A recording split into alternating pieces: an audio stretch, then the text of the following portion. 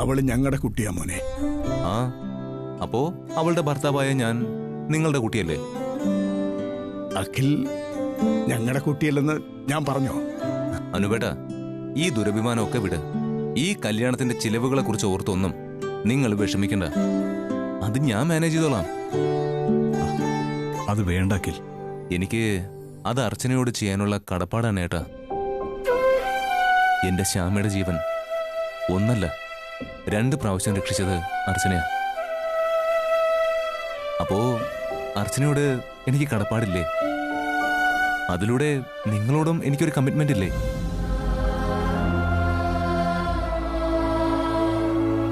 ഏത് വാക്കുകൾ ഉപയോഗിച്ച് അഖിലിനോട് നന്ദി പറയണമെന്ന് എനിക്കറിയില്ല. ഞാൻ ദൈവവിശ്വാസിയാ, പക്ഷേ ദൈവസാന്നിധ്യം അറിഞ്ഞിട്ടില്ല. ഇപ്പോ ദൈവസാന്നിധ്യം തൊട്ടറിയുന്നു. പൂജ കഴിഞ്ഞ് വന്നിട്ട് എല്ലാം വിശദീകരിച്ച് പറയാം. ക്ഷേത്രത്തിലേക്ക് പോകാനുള്ള സമയമായി മാഷെ. അല്ല, ഭക്ഷണം കഴിക്കണ്ടേ? അയ്യോ, ഭക്ഷണം കഴിച്ചിട്ട് അമ്പലത്തിൽ പോകാൻ പറ്റുമോ മോളെ? ഊണ് കഴിഞ്ഞ് കുളിക്കുന്നവനെ കണ്ടാ കുളിക്കണോന്ന് കേട്ടിട്ടില്ലേ അമൃതേ? ആരെങ്കിലും ആഹാരം കഴിച്ചിട്ട് അമ്പലത്തിൽ പോവോ? അതിഥികൾ വന്നാൽ അവരുടെ ആഹാര കാര്യങ്ങൾ ശ്രദ്ധിക്കുന്ന അന്നപൂർണേശ്വരിയാണ് എന്റെ മൂത്ത മരുമകൾ അമൃത. അതാ അവൾ അങ്ങനെ ചോദിച്ചത്.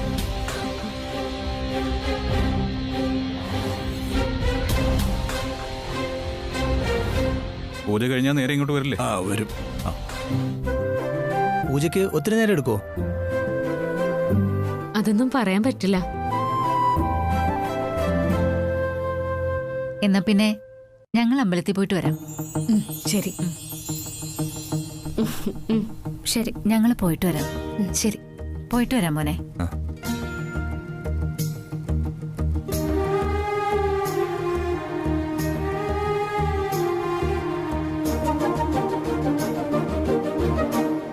പ്രാർത്ഥിച്ചിട്ട് വരാം ശ്യാമേ. ചെല്ല.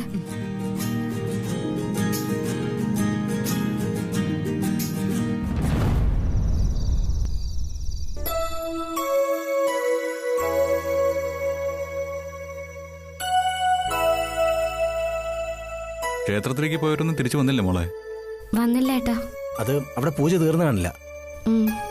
ശാക്തേയ പൂജയും ഭഗവതി സേവയൊക്കെ ഉണ്ട്. ആ കമല എന്നോട് പറഞ്ഞിരുന്നു. അതിനൊക്കെ ഇത്തിരി സമയമൊക്കെ വേണ്ടേ?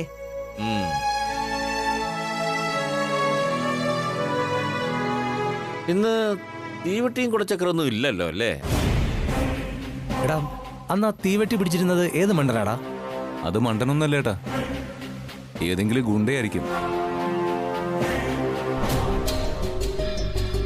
ഈ അമ്പലങ്ങളിൽ തീവെട്ടി പിടിക്കാനും തീവെട്ടി ചെരിയുമ്പോൾ അതിൽ എണ്ണ ഒഴിക്കാനും ഒക്കെ എക്സ്പേർട്ടുകളുണ്ട്. അവരൊക്കെ അതിന്റെ സ്ഥിര ആളുകളുവാ. ഏട്ടാ, പക്ഷെ അവരുടെ കയ്യിൽ നിന്നൊന്നും തീവെട്ടി അങ്ങനെ വഴുതി പോവില്ല. അങ്ങനെ ശ്യാമയോട് ശത്രുതയുള്ളവർ തീവെട്ടിപ്പിടുത്തക്കാരിലും ഉണ്ട്. ശ്യാമയോട് വൈരാഗ്യമുള്ളവരെ ഇവിടെ മാത്രമല്ല അമ്പലത്തിലും ഉണ്ടെന്ന് ഇപ്പൊ മനസ്സിലായില്ലേ?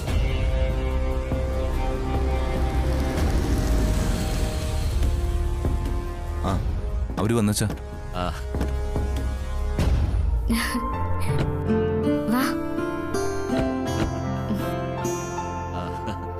പൂജയും വഴിപാടൊക്കെ ഭംഗിയായിട്ട് കഴിഞ്ഞല്ലോ അല്ലേ മാഷെ? എല്ലാം ഭംഗിയായി കഴിഞ്ഞു സാറേ.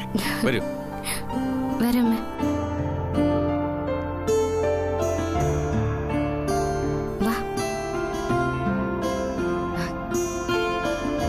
ശ്യാമേ, വഴിപാട് പായസ. വഴിപാട് പായസമാണോ?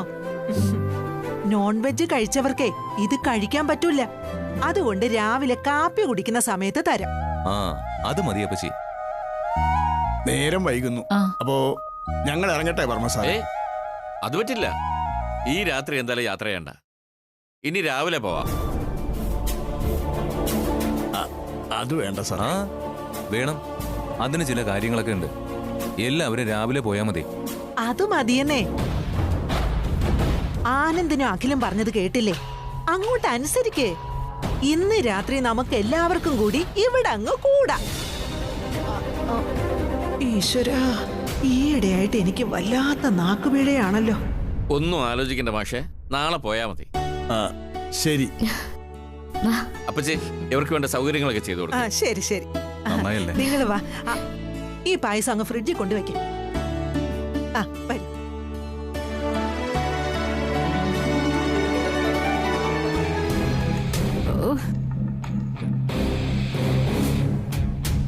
അല്ല, ഈ അട്ടകളൊക്കെ പിടിച്ച് നമ്മുടെ മെത്തയിലേക്ക് എടുത്തുന്നത് എന്തിനാമേ? നമ്മുടെ സ്റ്റാറ്റസിന് ചേർന്നതാണോ ഇതെല്ലാം?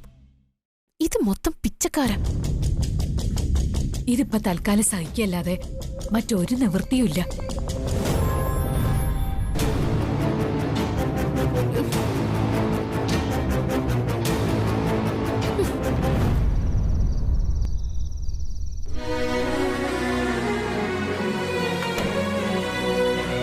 ശ്യാമ,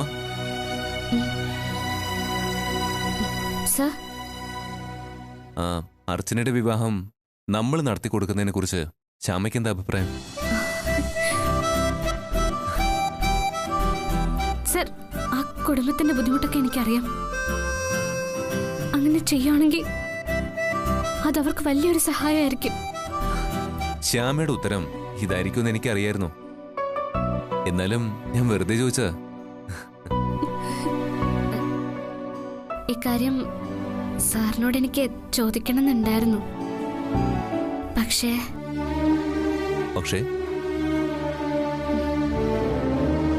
പക്ഷേ ചോദിച്ചില്ലല്ലേ? ഞാൻ തന്റെ ഭർത്താവല്ലേടോ. അത് മാത്രമല്ല, നമ്മള് ബെസ്റ്റ് ഫ്രണ്ട്സ് അല്ലേ? പിന്നെ എന്താ എന്നോട് കാര്യങ്ങൾ ചോദിക്കാൻ ഇത്രയ്ക്ക് മടി?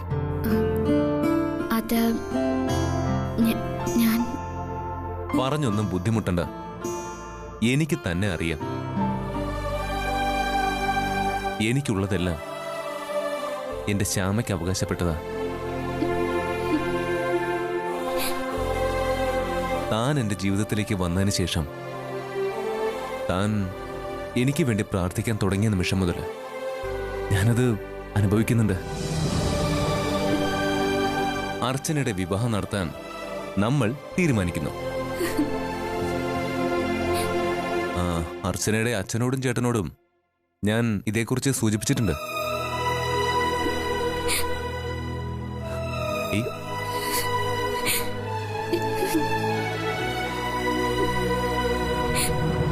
എടൂ, താൻ കരയണോ? ഈ കണ്ണുനീര് സന്തോഷത്തിന്റെ തുള്ളികളാണെന്ന് എനിക്കറിയാം.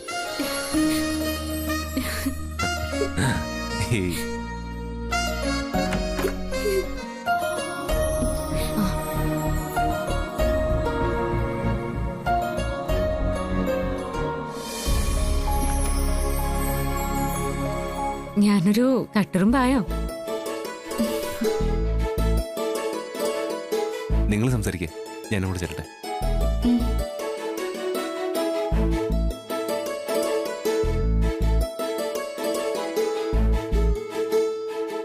ഞാൻ നിന്റെ അടുത്തേക്ക് തന്നെ വരാൻ പോവായിരുന്നു. അപ്പൊ എന്തോ കാര്യമുണ്ടല്ലോ, പറ കേക്കട്ടെ. ഈ കുടുംബം നിന്റെ കല്യാണം നടത്താൻ തീരുമാനിച്ചു.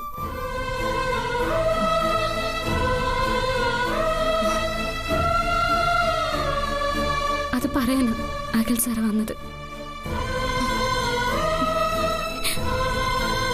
നീ ഇതൊരു അനുഗ്രഹമായിട്ട് കാണണം. നിന്റെ അച്ഛനും ഏട്ടനൊക്കെ ഇതൊരു സമാധാനാവും. അതെ, ഇതൊരു അനുഗ്രഹം തന്നെയാ ശ്യാമ.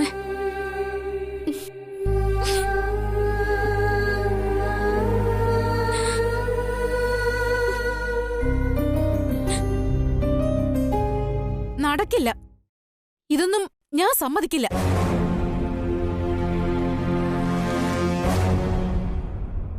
എന്റെ സപ്പോർട്ട് ഇതിനുണ്ടാവില്ല. ഇതൊരു ഉപകാരം മാത്രമല്ല എടുത്തി, ഒരു പുണ്യപ്രവൃത്തി കൂടിയാ. ഇത്തരം പുണ്യപ്രവൃത്തികൾ ഇതിനു മുമ്പും പല പ്രാവശ്യവും നമ്മൾ ചെയ്തിട്ടുണ്ട്. അതെ, കാരുണ്യ പ്രവർത്തനത്തിന്റെ ഭാഗമായി ആനന്ദ നിലയത്തിന് ഒരു ചാരിറ്റബിൾ സൊസൈറ്റി ഉണ്ട്. അതിന് അതിൻ്റെതായ അക്കൗണ്ടുകളും ഉണ്ട്. അതൊക്കെ ശരിയായിരിക്കും. പക്ഷേ ഇവളുടെ ഒന്നും കല്യാണം നടത്തി കൊടുക്കാൻ ഞാൻ അനുവദിക്കില്ല. എന്തുകൊണ്ട്? അങ്ങനെ നീ മാത്രം എതിർത്താലേ ഇവിടെ ഉള്ളവർ അവരെ സഹായിക്കാതിരിക്കുമെന്ന് നീ കരുതുന്നുണ്ടോ? ഐശ്വര്യക്ക് മാത്രമല്ല, എതിർപ്പ് എനിക്കുണ്ട്.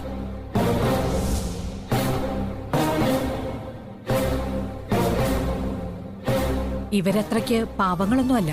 അതുമാത്രമല്ല, എവിടെന്നോ പെട്ടെന്ന് കയറി വന്നവർക്കൊന്നും സഹായം ചെയ്യുന്നതിൽ എനിക്ക് താല്പര്യമില്ല. ഇവിടെ പിന്നെ അങ്ങനെയാണല്ലോ. ഇത്രയും പേർ ഏറെക്കുറെ ഒരേ മനസ്സോടെ ജീവിക്കുന്ന ഈ വീട്ടിൽ അമ്മായിയമ്മയും ഒരു മരുമകളും കൂടി വേറൊരു യൂണിയൻ. മറ്റൊരു മരുമകളെ ഫോക്കസ് ചെയ്ത് അവളെ എങ്ങനെയെങ്കിലും തോൽപ്പിക്കാനാണ് ഈ ശ്രമമെന്ന് എല്ലാവർക്കും അറിയാം. ഞാൻ ആരെയും തോൽപ്പിക്കാനൊന്നുമല്ല, എന്റെ അഭിപ്രായം പറഞ്ഞതാ. എന്റെ അഭിപ്രായം ഞാനും പറഞ്ഞു. എവിടുന്നോ വലിഞ്ഞു കയറി വന്ന തെണ്ടികൾക്ക് ഐശ്വര്യ,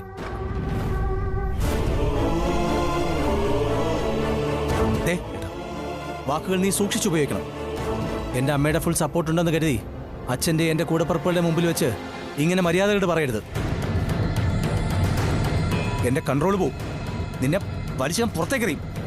ഞാൻ ഇവിടെ ഓട് പൊളിച്ച് വന്നവളൊന്നും അല്ല. ഓട് പൊളിച്ച് വന്നവരെയും മതിൽ ചാടി വന്നവരെയൊന്നും അങ്ങനെ ആനന്ദ നിലയക്കാർ സ്വീകരിക്കാറില്ല. അരുൺ, നിർത്ത്. അച്ഛാ, ഇത് നീട്ടിക്കൊണ്ടുപോയി നീ വഷളാവണ്ട. പല മൃഗങ്ങളെ മനുഷ്യൻ മെരുക്കിയിട്ടുമുണ്ട്, ഇണക്കിയിട്ടുമുണ്ട്. പക്ഷേ ഈ നാവെന്ന മൃഗത്തെ മെരുക്കാൻ പലർക്കും ഇനിയും കഴിഞ്ഞിട്ടില്ല. അമ്മേ, ഐശ്വര്യ അടുത്തെ വെറുപ്പിക്കാതിരിക്കാൻ വേണ്ടിയിട്ടാണ് അമ്മ ഈ അഭിപ്രായം പറയുന്നതെന്ന് കൃത്യമായിട്ട് എല്ലാവർക്കും അറിയാം.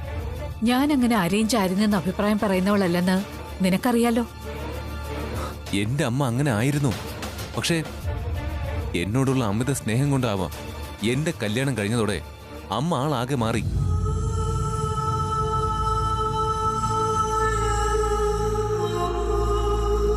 എന്തൊരു കരുണയുള്ള മനസ്സായിരുന്നു അമ്മയുടേത്. മറ്റുള്ളവർക്ക് ഉപകാരം ചെയ്യുന്നതിൽ അച്ഛനേക്കാളും അമ്മയ്ക്കായിരുന്നു കൂടുതൽ താല്പര്യം. എത്രയോ പാവപ്പെട്ട പെൺകുട്ടികളുടെ കല്യാണം അമ്മയുടെ നേതൃത്വത്തിൽ അമ്മ നടത്തി കൊടുത്തിട്ടുണ്ട്. എത്ര പേർക്ക് അമ്മ പറഞ്ഞിട്ട് നമ്മൾ വീട് വെച്ച് കൊടുത്തിട്ടുണ്ട്. ഇപ്പോഴും എത്ര പാവപ്പെട്ട കുട്ടികളെയാ വലിയ വലിയ സ്കൂളുകളിൽ ചേർത്ത് പഠിപ്പിക്കുന്നത്.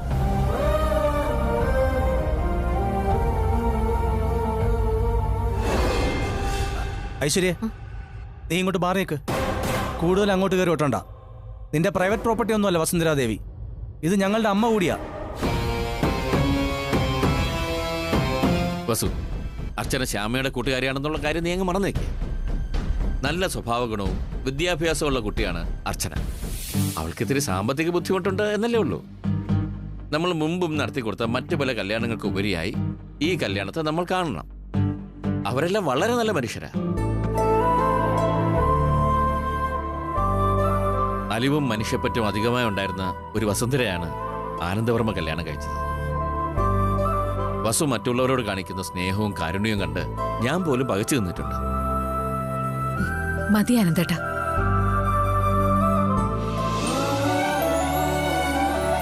അഖി, അമ്മേ, ചിലരോടുള്ള അടങ്ങാത്ത ദേഷ്യം കൊണ്ട് അമ്മ അങ്ങനെ പറഞ്ഞു പോയതാ. ആ കല്യാണം നമുക്ക് ഭംഗിയായിട്ട് നടത്തിക്കൊടുക്കാം. നീ ആവശ്യപ്പെടുന്ന ഒരു കാര്യവും അമ്മ ചെയ്യാതിരുന്നിട്ടില്ലല്ലോ.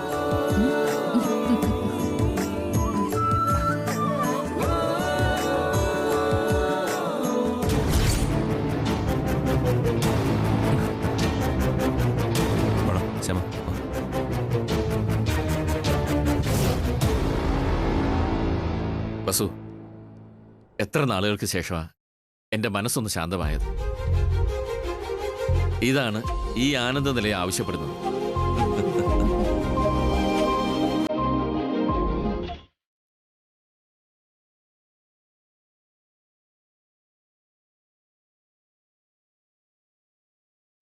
ഇവിടെ നടന്ന സംസാരം മുഴുവൻ അർച്ചന കേട്ടുന്നാ തോന്നുന്നു.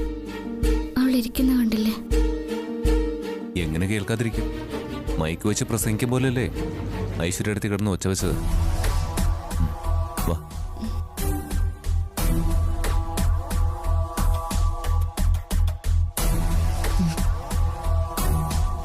അർച്ചന, നിനക്കെന്തോ ഒരു വിഷമം?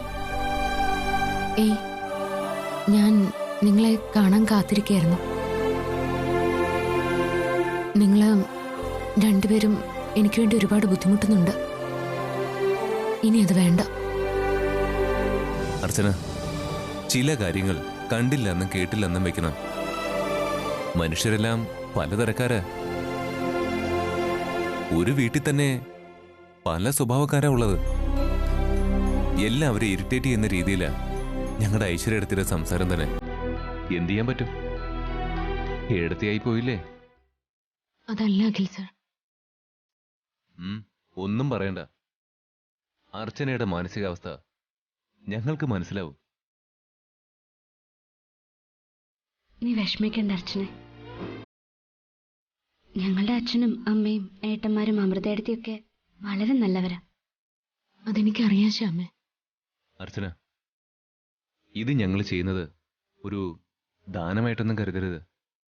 ശ്യാമയ്ക്കൊരു സിസ്റ്റർ ഉണ്ടായിരുന്നെങ്കിൽ ആ സിസ്റ്ററിന് ഞങ്ങൾ ചെയ്യുന്ന ഒരു കടമയായിട്ട് മാത്രം ഇതിനെ കണ്ടാൽ മതി. പിന്നെ മനുഷ്യർ പറയുന്നതൊക്കെ കേട്ട് നമ്മൾ വിഷമിക്കാനും വേദനിക്കാനും ഒക്കെ നിന്നാ അതിനെ നേരം ഉണ്ടാവും. മഹാന്മാരെ, എന്തിന് ദൈവങ്ങളെ വരെ അപമാനിക്കുന്ന നാടായത്. വിട്ടുകളയതൊക്കെ. പിന്നെ ഈ സ്വത്തും പണമൊക്കെ അത് ചിലർക്ക് കുറെ കൂടുതലുണ്ടാവും, ചിലർക്ക് കുറവും. അതിനൊക്കെ എന്തിനാ ഇങ്ങനെ വിഷമിക്കുന്നത്? ശ്യാമ, അർച്ചനയെ കൂട്ടിക്കൊണ്ടു പോ. ചെല്ല്. സാറ് വിഷമിക്കണ്ട. ഒരു നിമിഷം ഞാനൊന്ന് ടെൻഷനായിന്നേ ഉള്ളൂ. സാരമില്ല, ചെല്ല്. വാ.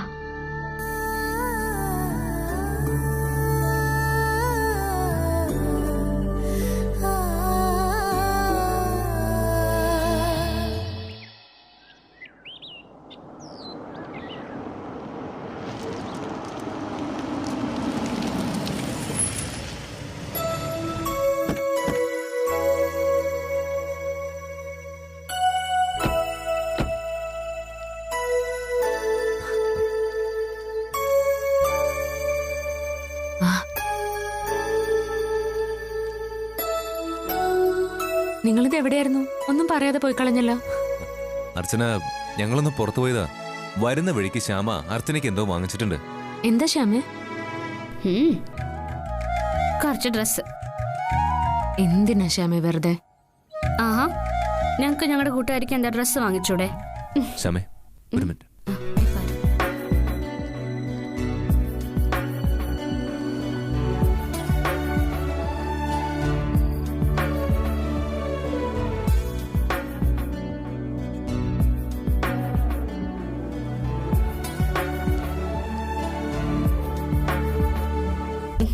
വാ വാ.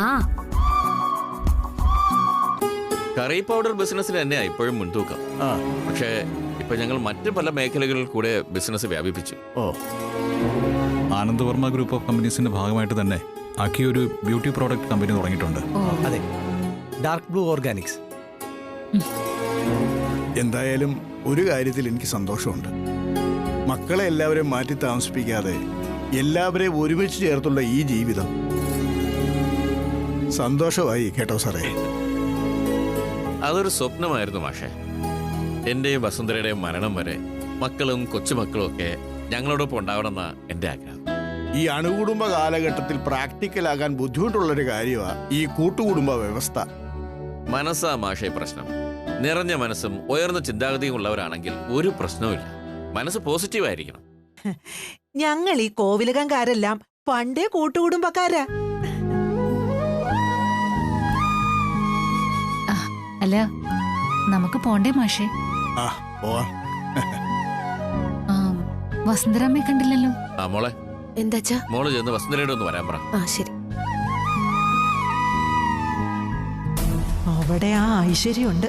അവളിപ്പോ അമ്മായിയമ്മയോട് ഏഷണി ഓതി ഓതി വസുന്ധരയുടെ കാത് രണ്ടും പഴുത്തിരിക്കുകയായിരിക്കും. ഇപ്പൊ വരുന്നത് കാണാം രണ്ടും കൂടി. അമ്മേ. ആ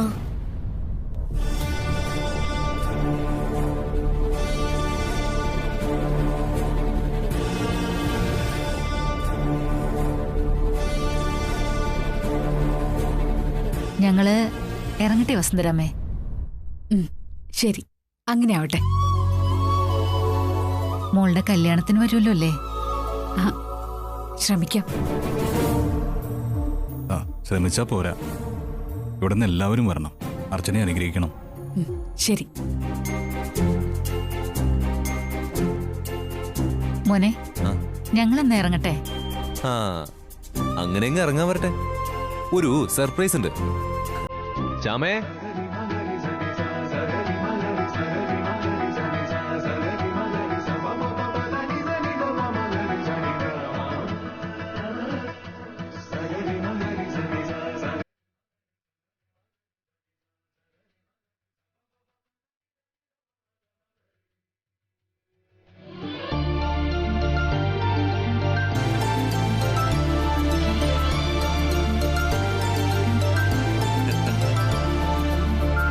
ഇവളാണ് കല്യാണ പെണ്ണ്, സാക്ഷാൽ നവവധു. ഇതൊക്കെ ഞങ്ങളുടെ ഒരു സന്തോഷത്തിന് വേണ്ടി തരുന്ന ഒരു സാമ്പിൾ മാത്രം. കല്യാണത്തിന് ഇങ്ങനെ തന്നെ ഒരുങ്ങണമെന്നില്ല.